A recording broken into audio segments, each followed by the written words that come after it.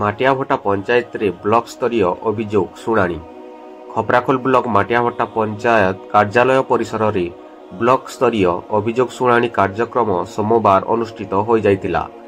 ଅଭିଯୋଗ ଶୁଣାଣି କାର୍ଯ୍ୟକ୍ରମରେ ବିଡିଓ ବିବେକାନନ୍ଦ ଷଡ଼ଙ୍ଗୀ, ଯୋଗାଣ ନିରୀକ୍ଷକ ବିକାଶ ବାର୍ଲା, ବ୍ଲକ ସାମାଜିକ ସୁରକ୍ଷା ଅଧିକାରୀ କନିଷ୍କ ବିଭାର, ଏପିଓ ପ୍ରଶାନ୍ତ କୁମାର ସାହୁ, ସରପଞ୍ଚ ସନ୍ତୋଷିନୀ ବରିହା ପ୍ରମୁଖ ଯୋଗ ଦେଇଥିଲେ। ଏହି ଅବସରରେ ଗ୍ରାମୀଣ ଆବାସ, ରାସନ କାର୍ଡ, ଗୋଷ୍ଠୀଗତ କାମ ଭଳି 1000ରୁ ଉର୍ଦ୍ଧ୍ୱ ଅଭିଯୋଗ ହୋଇଥିବା ଜଣାଯାଇଛି। ଏହି ଅବସରରେ ବିଭିନ୍ନ ବିଭାଗୀୟ ଅଧିକାରୀମାନେ ଉପସ୍ଥିତ ଥିଲେ।